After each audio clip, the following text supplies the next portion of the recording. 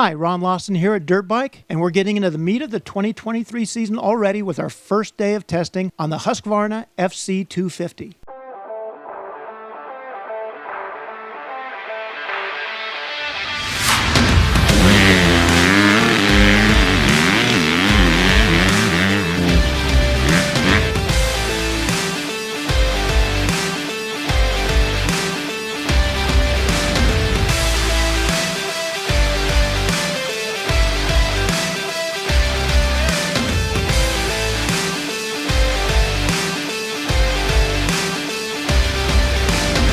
As we pointed out previously, the 2022 Husqvarna FC250 Rockstar Edition was a preview of this bike. Now we have the full production version at Fox Raceway with Carter Dubach, Mark Tilley, and Sean Lapinovich aboard. This is a new bike, a new frame, new motor, new rear suspension, and new electronics package. The only part that is really familiar is the fork, which is a revised version of the WP Exact Air fork that has been evolving since being introduced on the 2017 model. Just like last year, the 2023 version of that fork has 10 millimeters less travel compared to the WP forks that come on KTM and Gas MX bikes. The rear suspension is likewise shortened to make for a lower seat height, which has become Husqvarna trademark. Everything else about the chassis, of course, is different this year. The strategy behind the frame change is to compartmentalize frame flex. Husky says that the rear end of the bike has different flex characteristics from the front. You can't just make a blanket statement that the frame is stiffer, although that is the bottom line in many of these areas. As a result, the frame did gain some weight. After riding at Fox,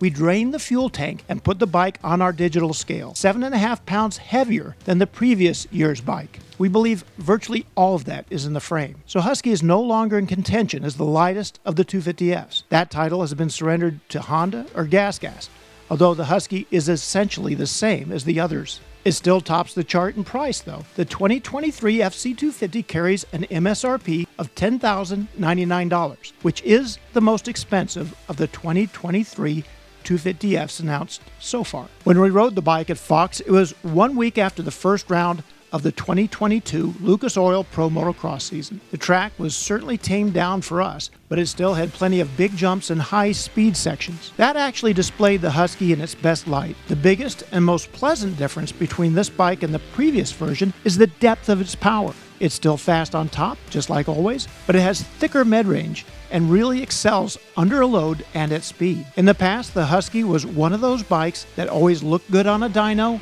but didn't feel that great in real life. It always requires a big handful of throttle at high revs. Now, the motor responds better to partial throttle situations and pulls better from the middle. It's still a 250F though, and that means that you get the most out of it by holding it wide open and screaming it like there's no tomorrow. The improvement in the motor will actually make the bike more appealing to novices and intermediates. Pros in general are much better at keeping the bike on top of the revs where it doesn't feel that much different from the old FC250. It's still very fast.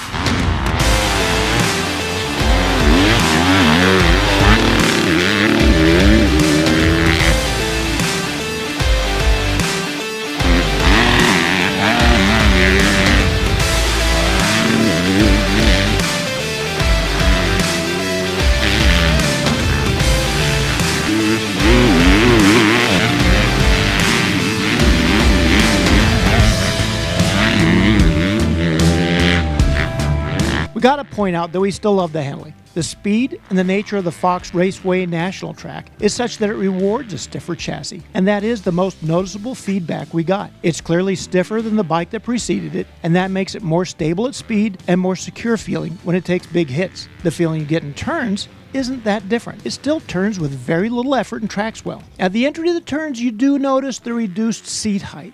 Most riders say it provides a better connection to the track here. On the other hand, the bike feels kind of tall at the exit of the turn. This gives the rider a feeling like he's perched on top of the bike rather than down inside. Even though the static seat height is reasonably low compared to the other bikes in the class, the bike has less squat under acceleration. This has to do with the relationship between the swing arm pivot and the countershaft sprocket. One of the pillars of Riding 101 is to shift your weight back at the exit of any given turn to maximize traction. With the Husky, you now have to make more of a conscious effort to do that. The one area where we do feel like the 2023 model took a step backwards was in overall comfort. The stiffer chassis transmits more impact to the rider, especially on square-edge choppiness. It also places more emphasis on suspension setup. This has never been a strength for Husqvarna. We always felt like the WP Air Fork was a half step behind bikes like the KYB on the Yamaha. Now, Husky riders will have to work that much harder on suspension setup. Keep in mind this is more of a comfort issue than a performance one. Fast riders on a mission can still race with stock suspension on the FC250 and have every expectation of winning.